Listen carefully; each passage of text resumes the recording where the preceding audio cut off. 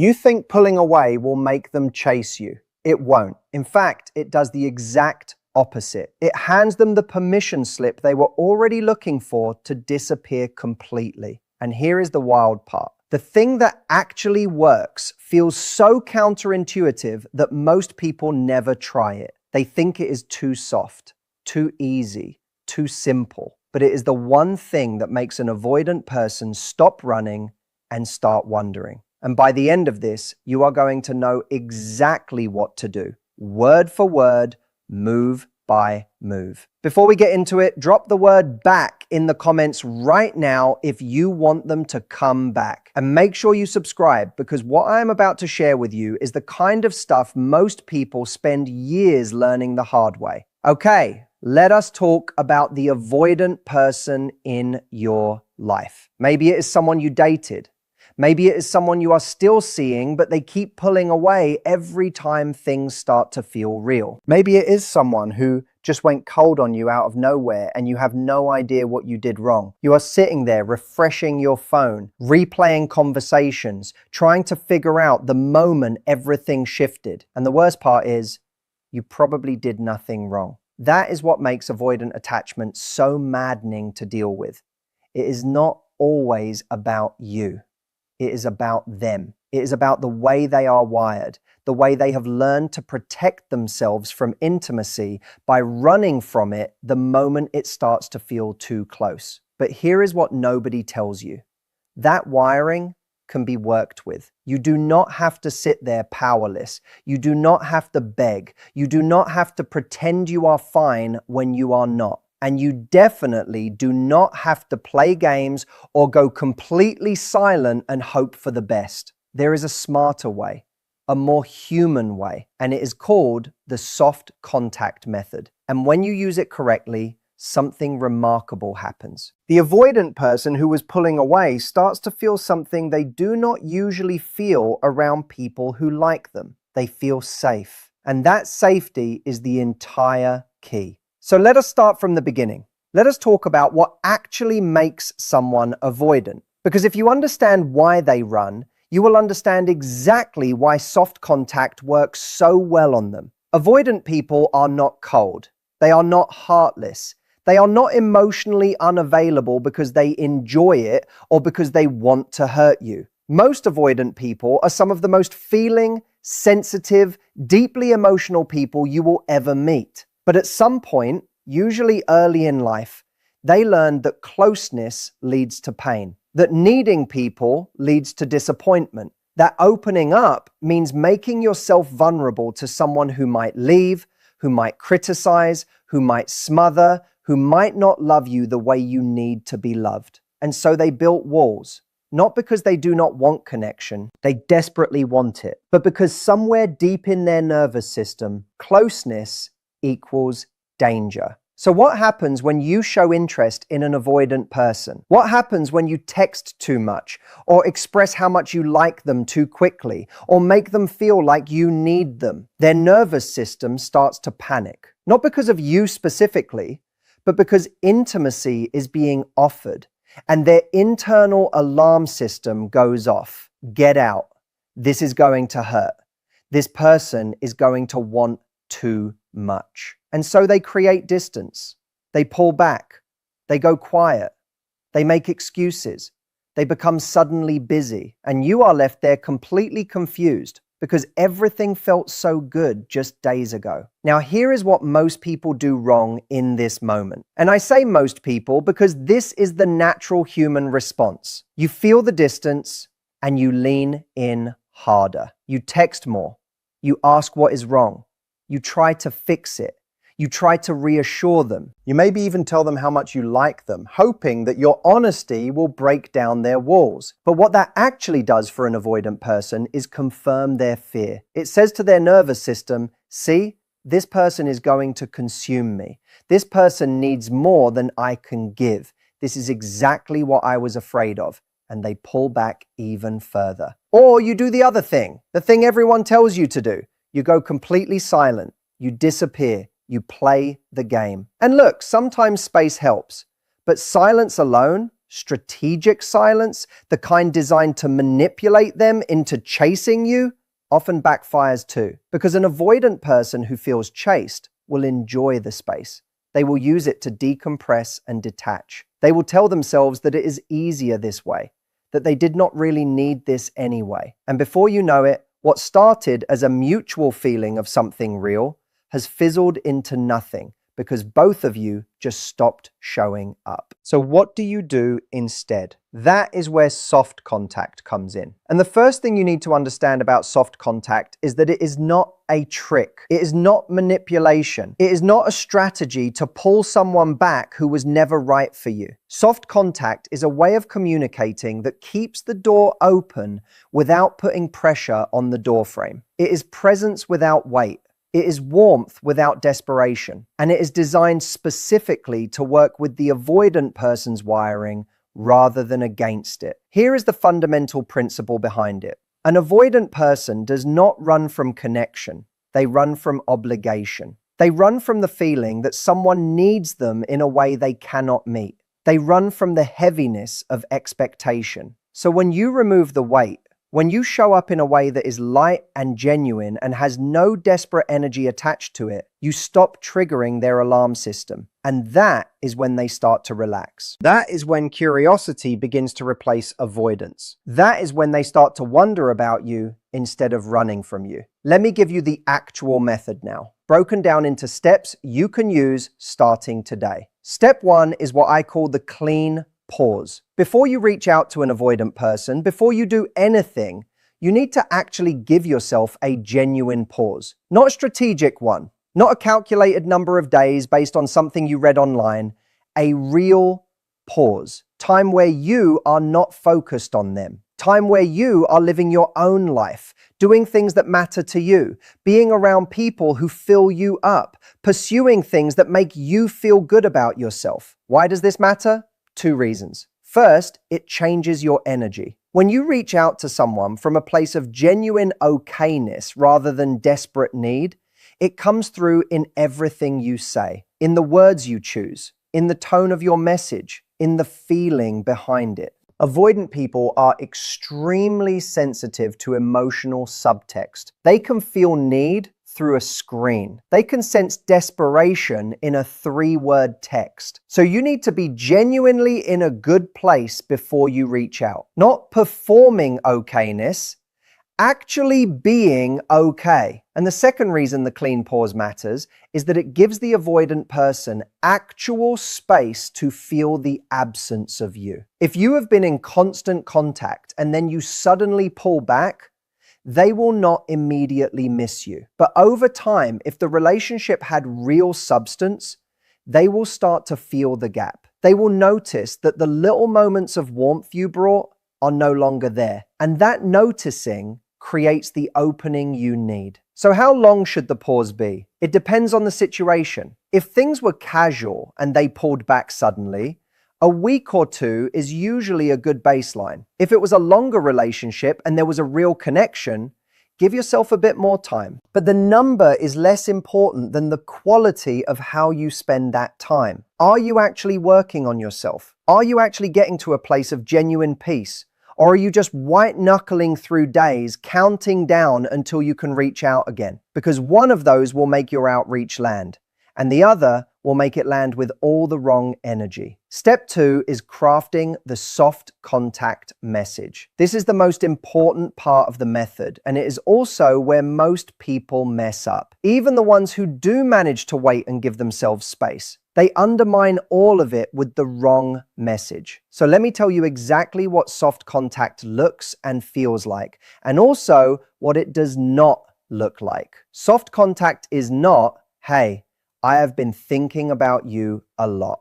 That puts pressure on them immediately. It tells them that during your time apart, you were focused on them. It invites them to feel responsible for your emotional state. Soft contact is not, I miss you, are you okay? Same problem. The first 3 words are all about your need. The question puts them in the position of having to manage your feelings. Soft contact is not, I just wanted to check in. That is code for, I am thinking about you, and I need to know where we stand. Avoidant people can read between lines better than almost anyone. And soft contact is definitely not a long message laying out your feelings, your thoughts about the relationship, your hopes, your fears, all of it poured into one text at midnight. That is the emotional equivalent of someone running at them full speed. Their instinct will be to dodge. So what is soft contact? Soft contact is something small, something real, something that has nothing to do with the relationship and everything to do with them as a person. It might be sharing something that genuinely reminded you of them, not in a romantically loaded way, just something that made you think of them in a natural human way. Like, hey, I just walked past that place we talked about and ended up going in. You were right, it is incredible, it is light, it is real, it is warm. It does not ask anything of them, it does not demand a response, it does not carry weight. It just says, I am still here, I thought of you. No big deal. Or it might be something that taps into a shared interest. Maybe you both loved a certain show or genre of music or a type of food. You send something small connected to that. Not, this made me miss you, just a brief, natural, genuine share. Something you might send a good friend. The tone is the key here. The tone is the entire thing. It needs to feel relaxed, unhurried, like you have a life and you are living it and you just happen to think of them in the middle of it. One more thing about the soft contact message. It should not need a reply. And by that, I do not mean you should say, no need to reply, because that is actually a form of pressure disguised as understanding. I mean the message itself should be complete. It should not end with a question that demands an answer. It should not be a cliffhanger that leaves them feeling obligated. It should just be a moment of warmth that they can receive without feeling like they owe you anything. When you remove that expectation, something interesting happens. Most people actually want to reply because the pressure is gone, because they can engage without feeling like engaging means committing. And for an avoidant person, that feeling of being able to connect without feeling trapped is the most attractive thing you can offer them. Step 3 is what I call holding the line emotionally. And this is where a lot of people fall apart, because the soft contact message works. They send something light and real, and the avoidant person actually responds. And suddenly, all that pent-up emotion comes rushing back. They want to pour everything out. They want to get answers. They want to have the big conversation about what went wrong and where things stand and what this means. And I completely understand that impulse. When someone you care about shows up again, every instinct says, now. Talk about it now. Do not let this moment pass. But with an avoidant person, that is exactly the moment to hold back. Because the conversation they are having with you right now is casual. It is light. It is them testing the water. They are checking to see if it is safe. If you are the same person who felt heavy to them before, or if something has shifted, and the moment you turn a light exchange into an intense emotional conversation, you have answered their question. And the answer you have given them is, nope, still the same. Still heavy, still a lot. So what do you do instead? You match their energy. You keep it light.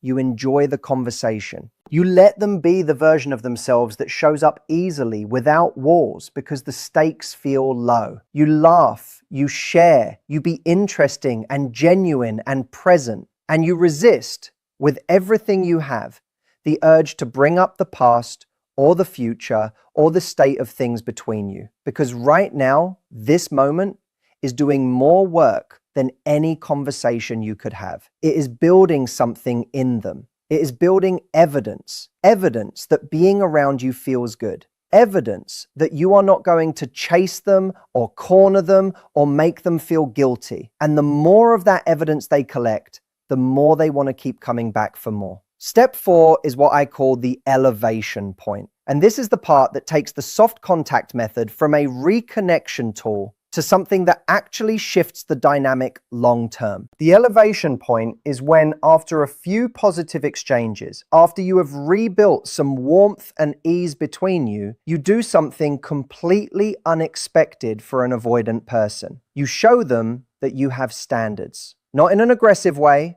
not in a confrontational way, but in a quiet, confident, self-respecting way that communicates, I like you, and I am also someone who knows what I want. For example, if they start going warm and then pull back again, you do not chase.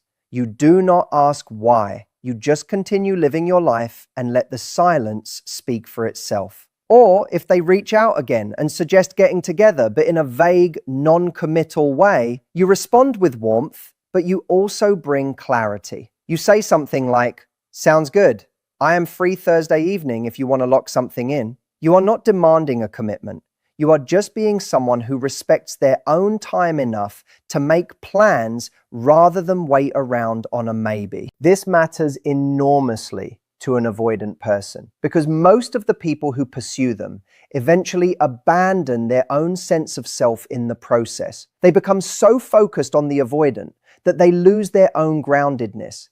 And the avoidant senses this, and it makes them feel more powerful in the dynamic, which ironically makes them want to run more, not less. But when you hold on to yourself, when you show them that you have a life, that you have standards, that you will not collapse into them, something in the avoidant person's nervous system shifts. They stop seeing you as a threat to their independence. They start seeing you as someone worth being around. Someone who will not consume them, someone who is actually safe to get close to. And here is the part that is almost poetic. The very qualities that make someone attractive to an avoidant are often the qualities they were too busy chasing to cultivate because they were busy chasing the avoidant. The groundedness, the self-possession, the sense that you are complete on your own. Those are the things that create real attraction. Not the pleading, not the strategic silence, not the games, just genuine wholeness. And the beautiful thing about the soft contact method is that it is built on that foundation. It forces you to do the inner work. The clean pause, the genuine okayness, the holding the line emotionally, all of it requires you to actually be whole. Not just seem whole,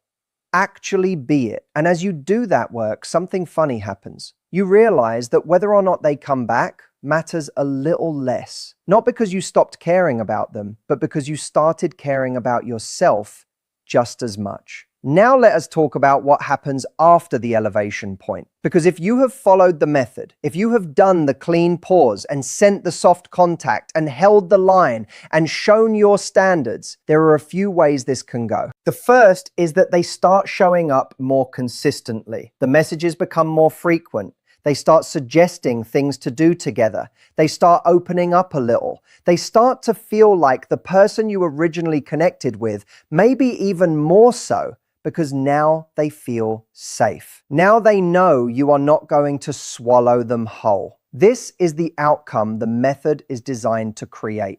And when it happens, your job is to let it.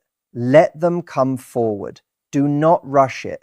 Do not suddenly switch from soft contact to intense relationship conversations.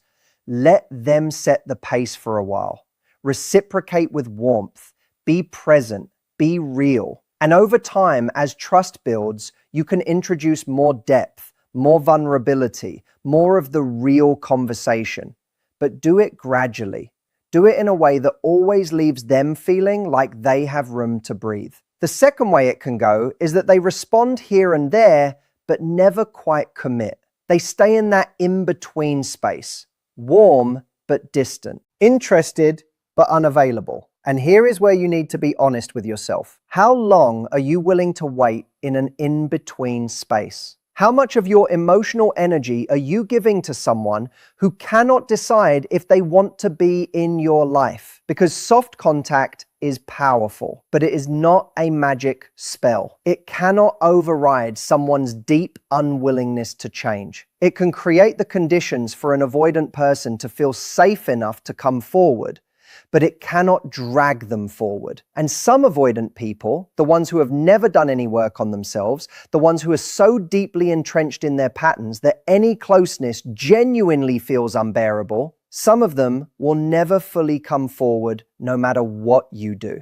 And you have to be willing to accept that, not as a failure, not as a reflection of your worth, but as information about who they are and what they are capable of at this point in their lives. The third way it can go is that they come back strong. Suddenly, after a period of quiet, they are all in. They are texting constantly. They are making plans. They are showing all the warmth and interest they seemed to hide before. And this is actually the trickiest scenario, because it is easy to mistake a surge of enthusiasm for a permanent shift in their attachment style. But an avoidant person who has not done their own work will often cycle. They come close, it gets too real, they pull back. You give them space, they miss you, they come close again. And if you are not careful, you will find yourself in a loop that feels like a relationship, but is actually just the push-pull of an unresolved pattern. So when they come back strong, enjoy it. Be warm, be present, but also watch for consistency over time. Because enthusiasm in the moment is lovely, but it is consistency that tells you whether things have actually changed. Now let me talk about something that does not come up enough in these conversations. What about your emotions through all of this? Because everything I have described requires a level of emotional regulation that is genuinely hard. Holding back when every instinct says to lean in, being light when you feel heavy, maintaining standards when you are terrified of pushing them away. It is not easy, and it is okay to admit that. In fact, acknowledging how hard it is for you, even if not to them, even just to yourself, is part of the process. Because part of why you are so caught up in this person, part of why their pull away affects you so deeply, might have something to do with your own attachment patterns too. And I say that not to add another thing to your plate, but because understanding your own patterns is the thing that will actually set you free, not just from this situation, but from the pattern of getting into dynamics like this over and over again. If you find yourself repeatedly drawn to avoidant people, if you are someone who tends to feel most intensely about people who are not fully available, that is worth exploring, because often what feels like chemistry is actually the familiarity of an old pattern. The way someone's unavailability mirrors someone from your past who taught you that love means working for it, earning it, waiting for it. And that realization, once it lands, changes everything. Because you stop seeing the avoidant as someone you need to win and start seeing them as a person with their own wounds, their own fears, their own capacity for growth or lack thereof. And you start making choices based on what is actually good for you, not just what feels familiar. So let me bring this back to where we started. You want to know how to bring someone back, how to make an avoidant person stop running and start leaning in. And the answer is both simpler and harder than most people expect. You stop trying to make them do anything. You stop managing their emotions and start honoring your own. You show up with warmth, but without desperation. You communicate presence, but without obligation. You hold your standards not as a power play, but as an expression of genuine self-respect. And you do the inner work to actually be okay, not just seem okay. So that the energy you bring into every interaction with them is the energy of someone who is genuinely whole. That is what soft contact is at its core. It is not a technique layered over anxiety. It is an expression of someone who has done the work to be genuinely centered and who chooses from that place of centeredness to extend warmth to another person without making that warmth contingent on a particular response. And when an avoidant person who is used to people either chasing them or playing games with them encounters that kind of presence, it stops them in their tracks. It makes them feel something they do not usually feel with someone who is attracted to them. It makes them feel safe. And safety for an avoidant person is the most powerful aphrodisiac in existence. Because what they have always wanted, underneath all the running and the walls and the distance, is exactly what everyone wants. to be close to someone without losing themselves, to be loved without being consumed, to choose connection because it feels good, not because someone is making them feel guilty for pulling away. And when you become that person, when you become the one who offers closeness without weight, they do not run from you anymore. They run toward you. Not because you tricked them, not because you played it perfectly, but because you became someone worth running toward. And here is the final thing I want to leave you with. Do this work for yourself first, not for them. Yes, it might bring them back. Yes, it might shift the dynamic in a profound way, but the person who benefits most from you doing this work is you, because you are going to take the version of yourself that comes out the other side of this into every relationship you ever have. And that version, the grounded, self-aware, genuinely whole version of you, is the version that attracts not just avoidant people who are finally ready to face their fears, but genuinely secure, available, loving people who are ready to meet you exactly where you are. So start there. Start with yourself. Do the clean pause, not for strategy, for your own sanity. Send the soft contact, not from desperation, but from genuine warmth. Hold the line emotionally, not to seem cool, but because you actually have a life worth living. Show your standards, not as a game, but because you respect yourself enough to know what you deserve. And let the outcome be whatever it is going to be. Because when you come from that place, when you are truly rooted in yourself, the outcome almost always surprises you in the best way.